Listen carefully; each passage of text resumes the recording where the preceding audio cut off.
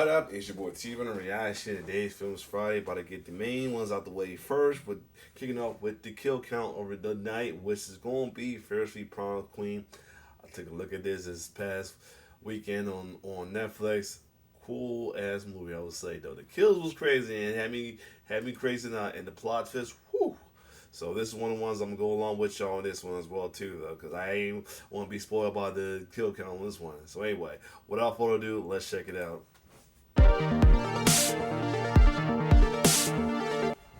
Welcome to the Kill Count, where we tally up the victims in all our favorite horror movies and show you how they were made. I'm James H. Janice, and today we're looking at Fear Street Prom Queen, a Netflix movie released in 2025. Back in 2021, Netflix released a trilogy by filmmaker Lee Janiak, loosely based on R.L. Stine's Fear Street books. Fear Street's 1994, 1978, and 1666 weren't based on any specific titles from the young adult horror book series, but they did take place in the same setting, the cursed Shadyside and its affluent neighboring town of Sunnyvale. I was shocked by how much I ended up loving Janiak's movies. They had personality, style, and a whole bunch of awesome kills. This follow-up is based on a specific Fear Street book, 1992's The Prom Queen. But if you're a big fan, don't get your hopes up. The only thing it adapts is the title and the general conceit of prom queen candidates getting offed by an unknown killer. Everything else is new, and not for the better. This thing is as generic as they come. Prom horror has a long and storied history in our beloved genre. You've got Carrie, a poignant character piece, the gold standard, the classic. You've got Prom Night, a solid archetypical slasher with elements of giallo and that amazing dance scene. You've got its sequel, Hello Mary Lou Prom Night 2, an amazing batshit supernatural nightmare knockoff with unforgettable moments. And you can even count Jennifer's Body, a bold and hip subversive feminist work wrapped up in sexiness. So many different styles from different decades, and they all stand out. Fear Street Prom Queen does not, because it is bad and it is boring. Almost everything about this movie feels phoned in, especially its setting. It takes place in the 80s, but doesn't feel like it aside from the most obvious needle drops. They didn't even bother with era-appropriate dialogue. It was epic. An 80s kid wouldn't say epic. Even worse is the movie's portrayal of Shadyside, which felt like a real place in the Janiak trilogy. Those movies made me believe in the tragedy of Shadysiders, condemned to live in a cursed town. But the Shadyside of Prom Queen feels like any town 80'sville. It has no character. It is a generic setting for a generic slasher to take place in. It doesn't help that most of I expect them to have this most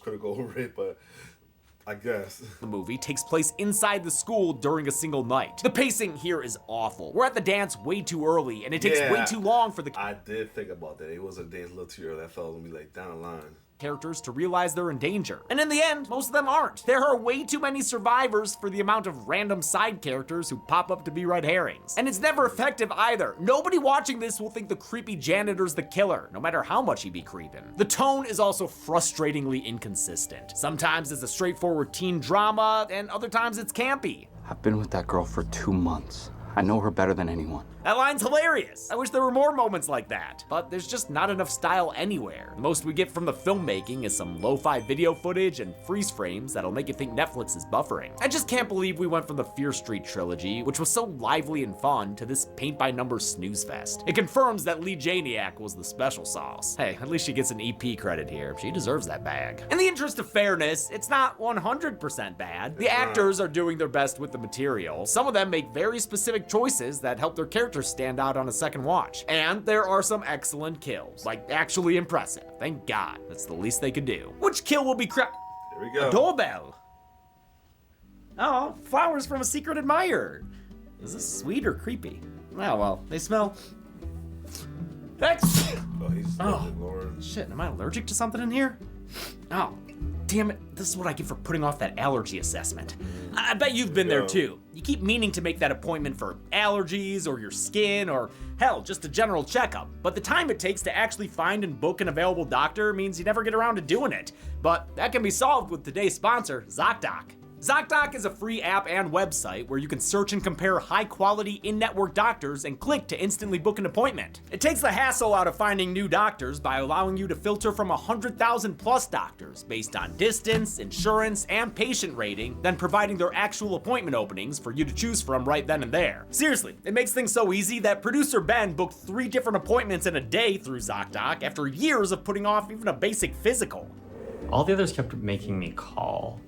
And he was able to get those appointments fast. with ZocDoc typically offering times within 24 to 72 hours of booking. Hell, some are even same day. So stop putting off those doctor's appointments and go to ZocDoc.com/deadmeat to find and instantly book a top-rated doctor today. That's ZocDoc.com/deadmeat. ZocDoc.com/deadmeat. Which kill will be crowned queen of this prom nightmare? Let's find out and get to them. The movie begins with some bad voiceover. Everyone always said I'd end up this way. Oof, voice acting is a skill. 2 days before this tiara got bloodied, Shadyside High was doing just fine. We're kind of a shit show. Okay, never mind. I was trying to be nice. Final girl Lori Granger narrates all about how Shadyside sucks. It's got a death curse. You can tell by these clips from the good movies. Nice shout out to Sarah Fear there, who we saw in 1666 was kind of the root of this town's evil. But not because she was evil. She was cool. Right now, these Shadysiders aren't thinking about their curse. They're too preoccupied with motherfucking prom. Lori is one of 6 prom queen nominees, which feels like one too many to me, but whatever, I ain't the prom committee. Another nominee is Christy Renault, the school's bad girl. Small-time weed dealer, big-time rebel. She's played by Ariana Greenblatt, who was in Barbie and that Adam Driver dinosaur movie. The other competitors are the school's mean girls, led by their Regina George, Tiffany Falconer. They call themselves the Wolfpack, though? Damn, Tiff, couldn't come up with an avian theme? Like the Birds of Prey or something? Tiffany's crew includes Linda, the smart one, Debbie, the gossipy one, and Melissa, the little toady, sniveling loyalist. Melissa's the only one who stands out, thanks to actress Ella Rubin, who starred in Until Dawn earlier this year. The movie, not the game. Lori's intimidated by Tiffany and has been for a long time. Your typical mean girl has tormented me since birth. God, that BO is so bad. But hey, at least Lori's got the support of her best friend Megan Rogers, a stoner and horror movie lover. All right. She is the most gay-coded character since Otho from Beetlejuice. Are you still gonna be my prom date? Only if you slick your hair back and wear a suit. Oh yeah, that's the stuff. None of these characters appear in R.L. Stein's original book, where the prom queen noms are a group of frenemies with distinct archetypes, like drama kid and rich girl. They're picked off one by one leading up to prom, and the actual dance doesn't happen until the epilogue. Stein was fine with them taking or leaving whatever they wanted to adapt, so they pretty much took the title and left out everything else. Luttrell writes, I want to be in a Fear Street movie so bad, please. Luttrell, believe me, you do not want to be in this film. Trust me. British director and co-screenwriter Matt Palmer didn't know the Fear Street books, so he approached the adaptation like a John Hughes movie, which makes sense given the 80s setting. And I understand why he wanted to update the book's dialogue with the help of some female producers. He thought the characters talked too much about boys and not about themselves. But they purposefully made the dialogue and slang more contemporary to resonate with modern audiences. It was epic. And man, does that seem dumb to me for a movie set in the 80s. In class, while a teacher talks about the students' future prospects, Megan says Lori wants to be a writer. It gets her teased by her classmates. She's already a social black sheep because of her mom, who apparently killed her dad before she was born. What's she gonna write? My mother stabbed my dad in the face by Lori Granger. The dead dad joke leaves the wolf pack howling, but spurs best friend Megan into action. This is on you, you evil fucks! She responds to their hack jokes by hacking off her hand. Holy shit! Nah, it ain't real. It's just a prank, bro. Hey, no need to puke all over the class, bro. It's just a prank. This Tom Satini moment is very much in line with R.L. Stein's style. He often ends chapters with cliffhangers that are taken back or diffused as soon as the reader turns the page. Like, maybe a character ends a chapter finding a dead body in a closet, only for it to be a not scary mannequin. Fuck! After school, Lori works as a waitress in a local diner. She's picking up extra shifts to pay for a prom dress. Money ain't a problem for the wolf pack though, who order extra long hot dogs with a side of shit talk and fries. Tiffany don't like the way Lori be looking at her boyfriend Tyler. She can keep an eye on her too, since she lives right across the street from her. Oh man, having your high school bully live across the street's gotta be rough. Can't even mow your lawn without getting harassed. At the Falconer home, Tiffany tries on her dress for her mom Nancy. Lord.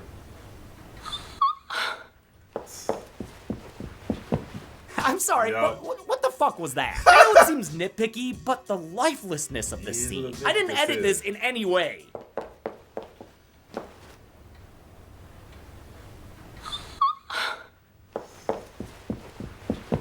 There's no sound design, you've got weird movements and sounds from the actors. What the fuck are we doing here, man? Both Mama and Papa Falconer are way too much into their daughter's prom specs. Oh, and turns out Tiffany's dad, Dan, is that teacher from earlier. He's played by Chris Klein, best known for the American Pie movies. Nancy's played by Catherine Waterston, last seen on the kill count in Alien Covenant. As Billy Idol's White Wedding plays, we get a prom eve montage. A pre-prom-tage? Lori makes a mixtape for her totally platonic friend, Megan, who's in her dope-ass room with a Fulci poster, smoking a J and sculpting a head. Like you do. Tiffany and Melissa are jumping on the bed and dancing quite poorly before they teleport to the movie theater, where, oh, holy shit, they're watching Phantasm 2! Hell yeah! I mean, that movie didn't come out until July of 1988, so either their school year runs late or this is an anachronism. But honestly, I don't really care, because at least for a minute there, I was watching a good movie. Bad girl Christy is selling drugs to Sunnyvalers on the edge of town. With her wad of cash and red cowboy boots, she's feeling footloose and fancy-free on the walk home. But don't look now, there's a red slicker sicko with an axe behind you. Christy, you gonna turn around? Because there's no way you can't hear those footsteps. But no, she just stands there and doesn't react until there's an axe in her back. One more swing sends this bad girl to the red screen of death. The next day at school, students and the faculty speculate about Christy's disappearance. I hear she's been with an older boy, strutting around in red cowboy boots, weekend orgies. Wowzers. That's Principal Whalen, a mild-mannered admin who gets bossed around by his Veep, Dolores Breckenridge. Right. She puts the pal in vice principal and encourages Lori to win prom queen at the dance tonight. Breckenridge is played by Lily Taylor, star of The Conjuring and The Haunting, and who we've seen as Verna Sawyer in Leatherface. After school, everyone gets ready for the dance, with Lori working one last shift at the diner. Prom tonight? Even though the movie takes place in 1988, the filmmakers smartly dressed homes in the diner more like the 50s or 60s. They reasoned that the lower income shady side would be out of date and not up with the latest trends. Shady side, you just work with what you've got, which is a 50s diner that nobody's done any work on for 30 years. That's why at the prom, a lot of the kids are styled with more 70s than 80s attire. Lori's mom is in a weird mood since prom night's a tender subject for her. That was when she allegedly, what was it? Stabbed Lori's dad in the face or whatever? She apologizes to Lori because it must be hard being the kid of a suspected killer. I'm so sorry you've had to carry the weight. She had to carry that weight a long time. Just hope that in the middle of the celebration, she don't break down. Across the street, Tiffany's mom gives her own pre-prom pep talk. Don't fuck it up. And somewhere, the killer crosses Christy off their list and torches her signature boots. That's what happens in a pre-Depop world. Then, even though we're only 23 minutes in, we're all of a sudden at the prom already. Feels like a joke that we're here so early. I mean, the first song we hear is Never Gonna Give You Up. The movie's straight up rickrolling us. Breckenridge calls the potential kings and queens to the stage for one last reminder to vote. Voting begins at 11 p.m. for your prom king and queen. Wait, what? Doesn't that seem pretty late to vote for the winners? I could have sworn that my school did it during the school days and the week leading up to the dance. But, I mean, that was also a billion years ago. And I am still resentful that I couldn't run for prom king because I had already been on homecoming court, even though I didn't win. Let me double dip! On stage, Tiffany and the Wolfpack do a surprise synchronized dance to She's Got the Look by Roxette. A great song that deserves better dancing than this. They dance bully Lori until she flees the stage, then strike a pose trying to be drop dead gorgeous. Breckenridge ain't a fan. That was pornographic.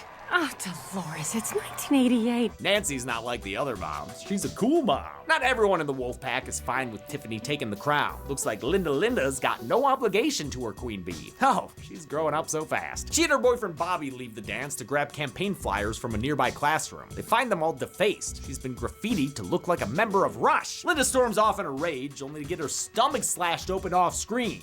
I mean, that kind of sucks, but at least she comes back with her intestines falling out and a nice waterfall of blood. Looks like her prom night's all guts, no glory.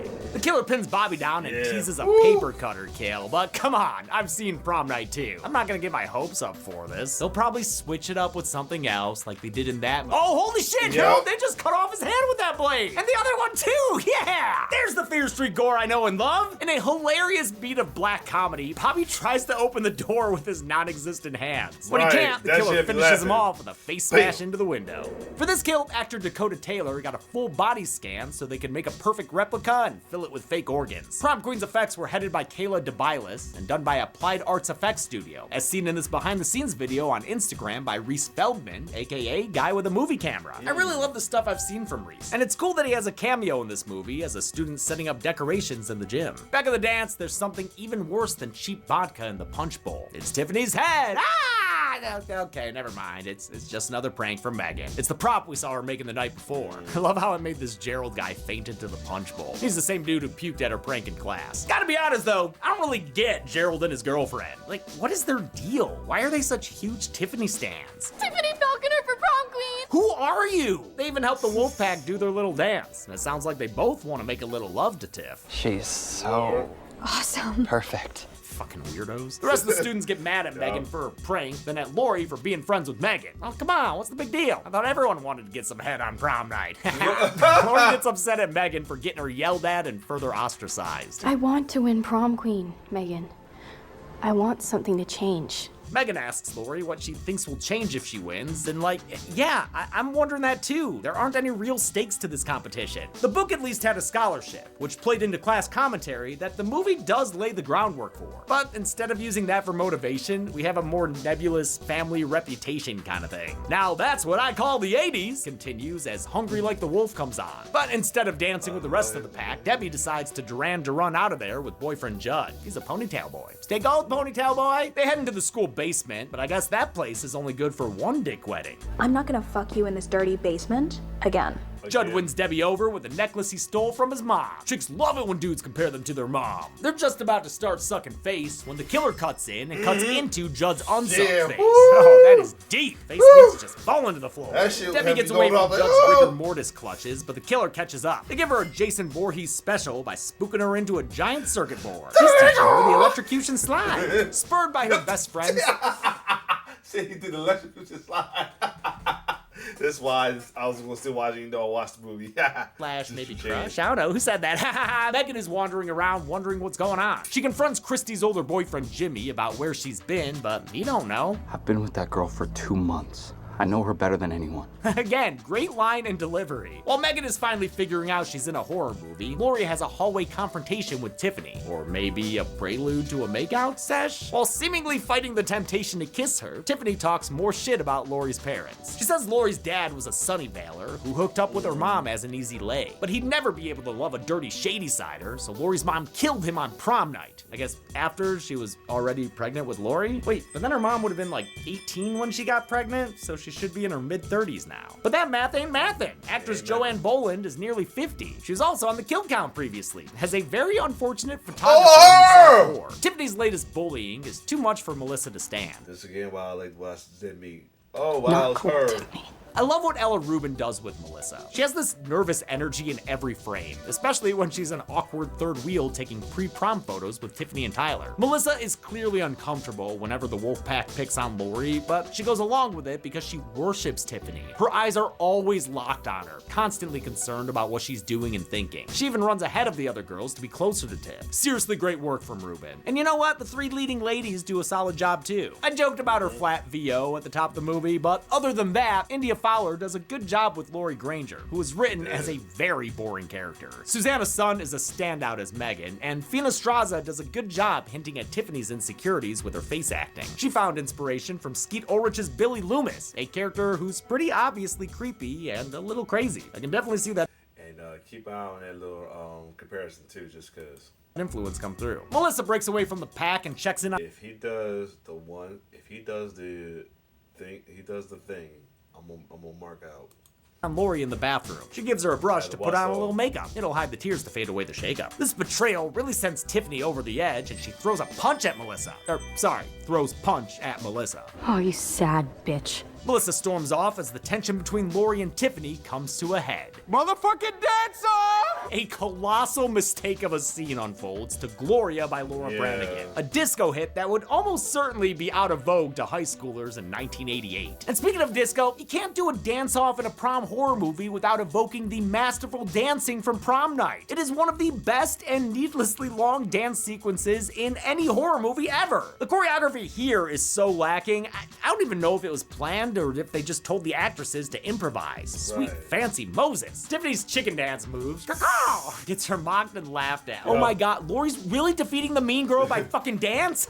I thought hurting Pennywise's feelings to death was bad. The rug cutting is cut short when that Tiffany groupie unplugs the speaker system. Seriously, who are you? But the damage is done, and the students move to Laurie's side just in time for voting to begin. Wow, that dance was a real October surprise. A regular Comey letter. Despite it looking like a heap of hot mess, they actually choreographed and rehearsed that dance a lot. It helped Fowler and Straza bond and become best friends, which made their character dynamics pretty fun to play. It's funny to, in the moment, think, this is crazy, my best friend is saying this to me right now. Funny enough, they're like a lot of viewers and theorize that Tiffany is secretly in love with Laurie. Melissa changes clothes in the locker room and gives herself a pep talk.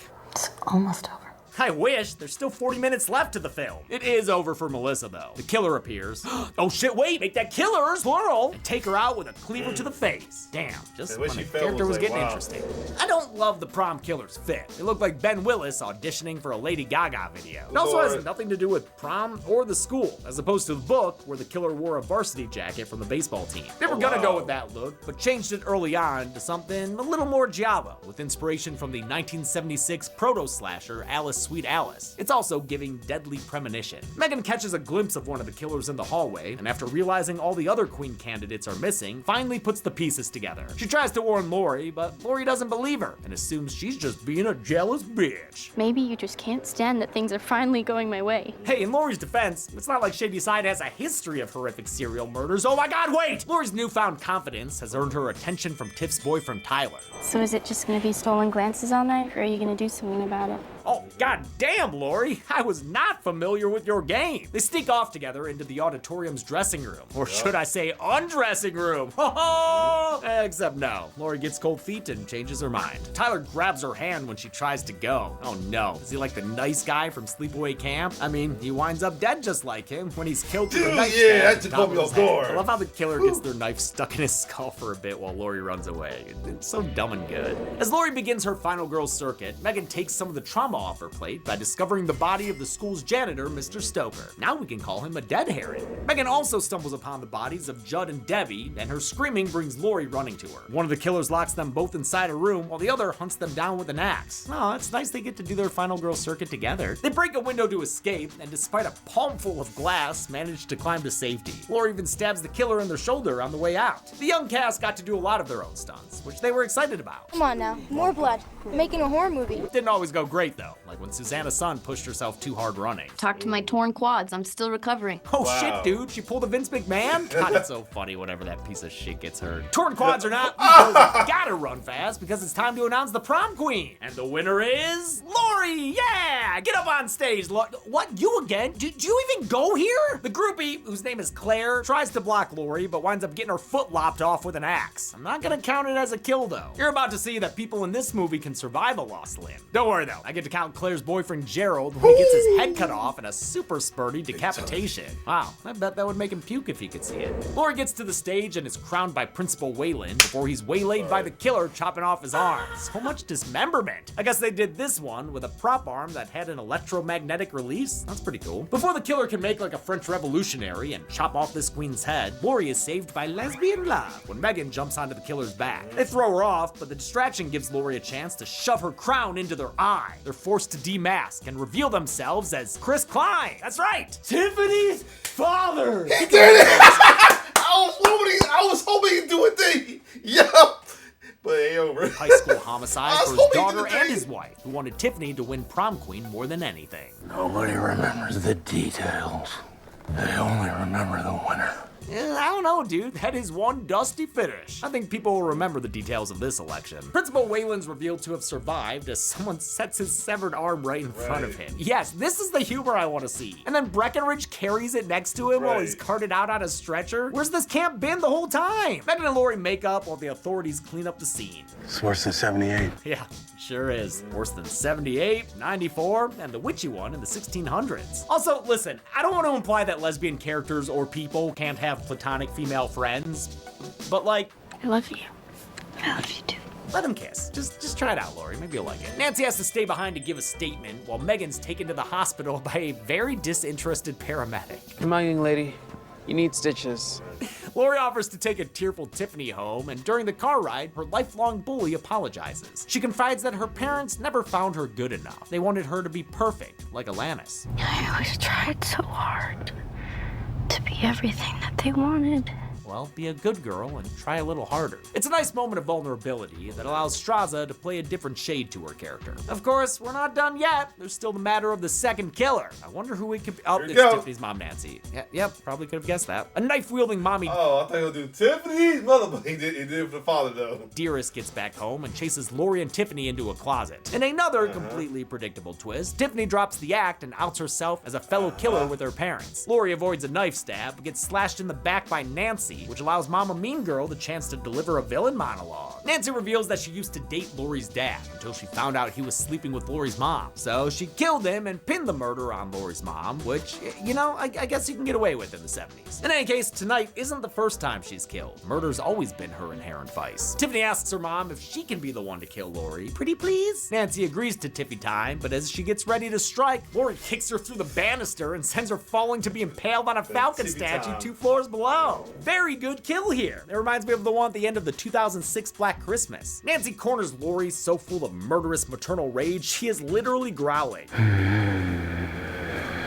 She sounds like Molly when she gets too excited. Nancy charges, but Lori awards her some trophy head trauma. It's a nasty head bashing that doesn't kill her right away, but eventually Nancy bleeds out and dies. Lori walks out of the house victorious and more than a little cringe. I'm Lori fucking Granger. Yeah, and you barely had a personality this whole film. The movie ends with a mid-credits scene where blood pools into a pentagram. This is a half-assed way to tie this into the Janiac trilogy. Hey, you know what would have been better? Making the Falconers descendants of the goods. Or, hey, maybe just do a movie about literally any of those other interesting killers we saw. I would say that I thought we might get some kind of tie into one of those killers though, but yeah. In the original trilogy. That's what the people wanted to see, not this bullshit. Which kill will be crowned queen of this prom nightmare? Let's find out and get to the motherfucking dance off!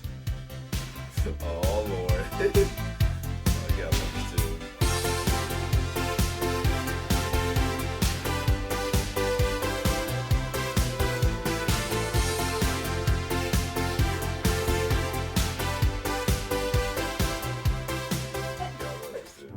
He's laughing to the background. I counted 11 kills in Fear Street Prom Queen, with the victims consisting of 6 women and 5 men. That gives us a rare red majority pie chart fit for a prom queen. And in fact, this is the first time we've had this exact count and gender breakdown, which means this is a killigami. Put a crown on that bitch. With a runtime of 90 minutes, we had a kill on average every 8.18 minutes. I'll give the golden chainsaw for coolest kill to Bobby. Yep. The fall onto the Falcon through the back is great, don't get me wrong. But the black humor of that knob nubbing is exactly the kind of thing this movie needed more of to be entertaining. Dog machete for lamest kill will go to Christy. She really should have heard those footsteps, and then what? We just cut to a red screen? That's it? She was in Barbie! And that's it. Fear Street Prom Queen was released in 2025 to largely negative reviews. I would love to see more Fear Street movies, but only if they spend a little more time and money making them. Until next time, I'm James A. Janice. This has been the Kill Count. On the next Kill Count. School's out, and there's only one way to spend your summer. Which way we fucking going? Yes. At Camp Pineway, there are so many ways to be a happy camper. This summer's gonna be huge for us. Enjoy delicious food. You think they'll have weenies there? And bask in the beauty of nature. Let's make out point. But be careful, even when you're staying in cabins, camp can be intense.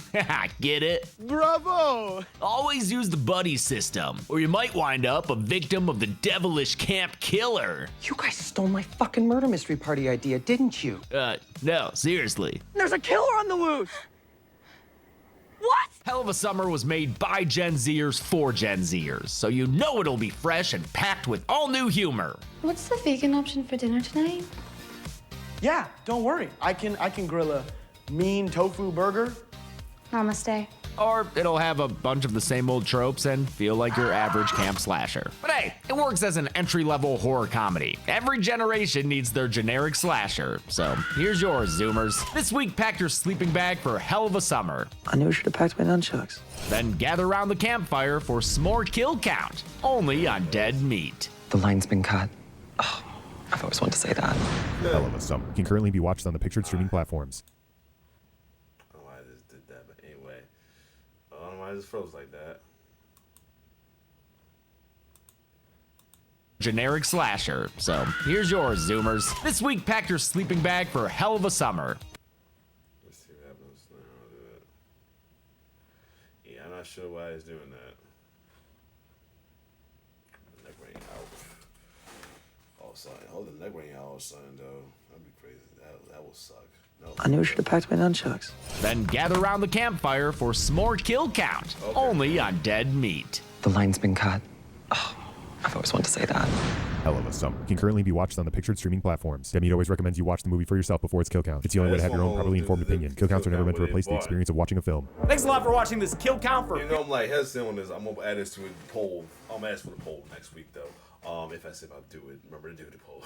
Other than that, though, this was a good. Hold on, let me see first. Fear Street Prom Queen. What a disappointment this was. Maybe it works as like an entry-level horror movie, like kind of a very basic slasher. I don't know. Did you have a good time? You might have had a good time. There were some good kills in there. Let me know. I'm glad Billy won Prom Queen by unanimous vote. I don't think that was ever in dispute. Also glad I got to do another To the Numbers Dancing with Chelsea. I think people like that when we do that, huh? It's fun times. Yeah, I was on my homecoming court, but so we're like 3 other dudes who were in marching band, and it was all of us and 1 football player. So the football player won. Feel like we really split the band nerd vote, you know? And then yeah, I couldn't run for Prom King, but you know what? Dave Demeter won Prom King. Dave Demeter deserves it. Dave Demeter, you were a cool guy in high school. Hope you're doing well, man. Oh, these really ride up. Oh yeah, and I shaved my beard because of a bet I did. Oh, I thought he shaved his beard. I know sometimes he have a clean shave sometimes, but I knew I was thinking about that. Other than that, good breakdown of the kills, well, too, and a little breakdown of the movies. I guess I didn't think about. I was too into the kills and the campiness. I ain't think about it being like a bad movie. Other than that, if you like my reaction to this, like, share, subscribe to my YouTube channel. It's your boy T-Bird signing off. One love.